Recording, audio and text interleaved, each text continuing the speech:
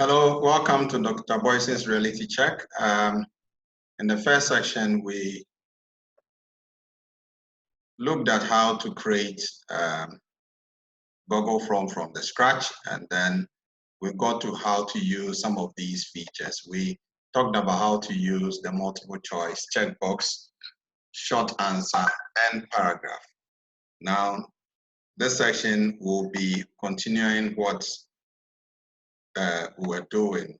That is taking examples of how these features work. So this was just a short answer where we use the brief description.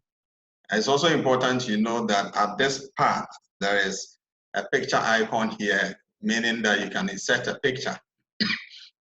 And you can browse and pick any picture of yours.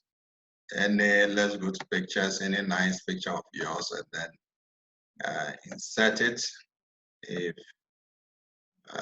let me see. So if, for instance, the question you are asking, you want to portray something to the students, this is not the best of examples, but this is an example of a picture that you can insert in the picture section. You can delete it if you are not interested in the pictures. You come here and then you can remove the picture. So let's go back. The next thing is also look at how to use Dropdown. So this is how it works. When I click Dropdown, maybe you are asking of religious affiliation.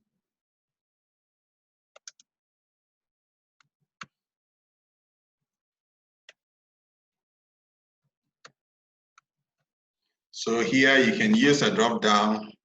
The first one you can say Christian, Muslim, Hindu,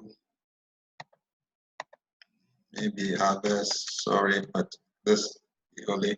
And if you preview, what it means that you can select this option and select whichever religion you belong to.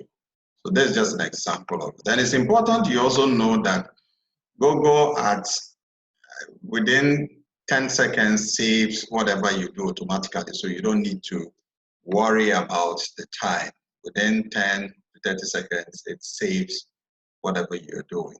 Now, the other feature is also to load files. So it's also possible that you could put this, what do you call it, option, let me cancel it, option where you say that if you want to load a file, and it's asking that files will be uploaded to the owner's Google Drive.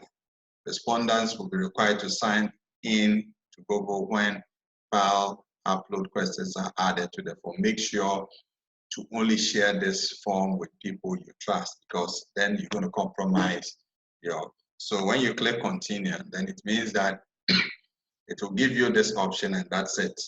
So here you indicate which file you want to load. Maybe you say load file, and here say allow specific file types. You can decide to click here and allow specific file types, maybe documents, PDFs, maybe images, presentations, and then you can set the limit here. But remember, you are using your Google Drive, and then you don't have that space and number of files that you want to the person to load. So when you are done with this, you can just go and then preview, and then you see how this works. So it says that file upload. So when you click here, then it takes you to, you add the file. You click here, you add the file. It's giving me some options. Let's go back. So there's an example of it. The form satisfaction is no longer accepting responses. Trying to contact the owner is by itself, because this feature doesn't allow you to do because of some security features. But this is just an example we were cited. So then we have other options, multiple grade, date and time, and all that. But let's go back to the customer satisfaction survey, for instance. So first of all, we've done the header, we've done the description. Maybe what we want to do is, starting this, we may want to collect. If we don't want to know just the identity of the people, we can go ahead to ask our question, okay?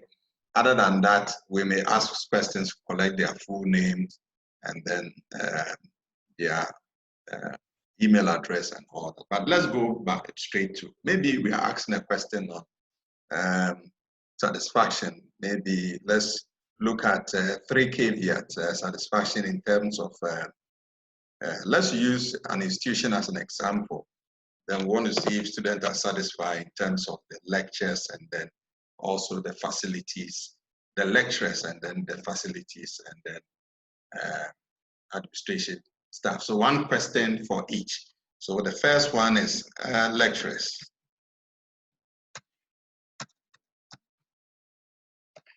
So lecturers, so what do we want to ask? Maybe please rate the satisfaction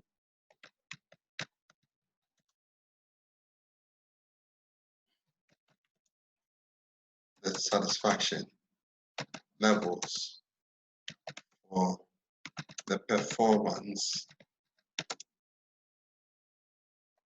of your lectures. So maybe we are using excellent. Let's say we are using this option, and Google will give you options to choose from. If you want to use Google's option, then you say add all. You have excellent, you have good, you have fair, and all that. But more importantly, if I want to move to the next, let me change this satisfaction. I want to move to the next question. What I can do, I can duplicate this, okay? If I want to delete, I can use this. And there are other features here that we'll talk about later. So I'm duplicating this, then I can say please read the satisfaction level for the facilities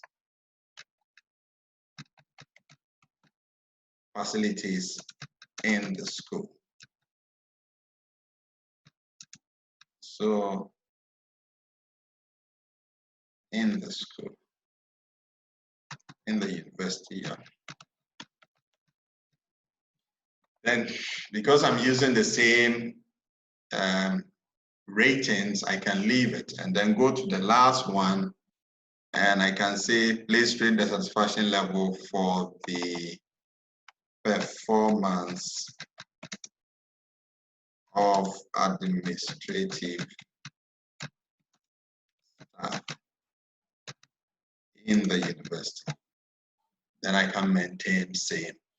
Now, so I have these 3 questions and I'm using the multiple choice. Now, the other thing I can do here is without doing the copy, I can add, as it were, the section myself. So you said add a question. Here is what import questions. I can import questions from others, and I can add a subtitle, add an image, add a video, and add a section. I can add a completely new section like this. So the first one says is section 1, and this one is section 2. And we use this option when we have, let's say, different segment of questions and you don't want all to be on one section. We can use this and then also add our questions. That's why you have the subtitle of the question, the title of the section, and then the subtitle of the question.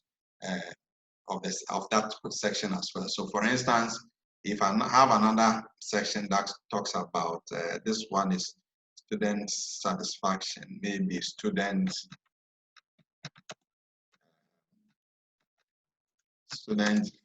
feedback, Then this becomes another session, and I can say, please take some few minutes of your time to fill this form.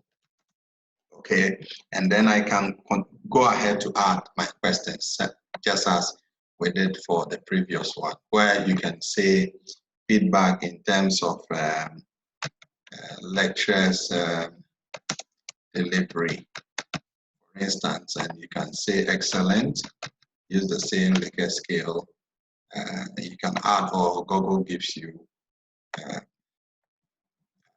You can rate also based on facilities. Okay, and then you say rate facilities,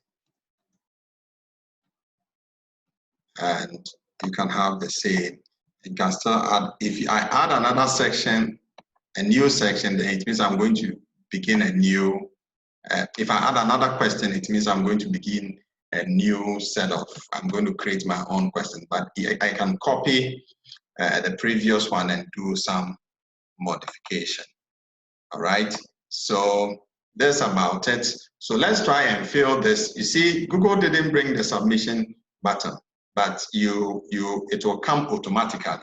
So let's see how this works. So I click on the preview and I'm filling this. I say this one.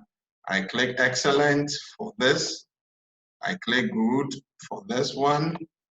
I click fair. And Google, because I'm using another section, it breaks and tells you to go next. And the next section comes. And that's how easy this is. So I can rate this one as good. And I can also rate this one as fair. And then it's asking me to submit. So I can click submit. And then it will give you another opportunity to submit another response. Now, there are some features in there to limit that. I can decide, to go to settings, and let's see how to get to settings. At the top right corner here, you see settings. You click on it, and then you have here limit what to one response. So you can limit to one response. You can edit afterwards submission. If I click edit to one response and I click OK, then what it means is that if I still go, I still go here and then try to fill the forms.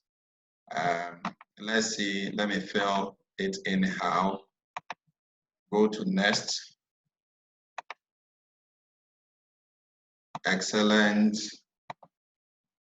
And then good, and then I submit. Google, your response has been submitted. You don't have any opportunity to fill the form again. So it gives you only one chance. All right. And then the interesting thing is there's a response aspect where when you come here, Google gives you the statistics automatically. This is just mind blowing. You see what I just filled, it gives the, so you can use this to do so many things. All right, so this brings us to the end of the creation of Google Forms, and try your hands on it. I think that I should be able to help you, guide you. And I believe this video was useful. Don't forget to subscribe to Dr. Boyson's Reality Check, and then do click on the notification bell so that when I load any of my videos, you receive the notification. Thank you. I see you in the next section.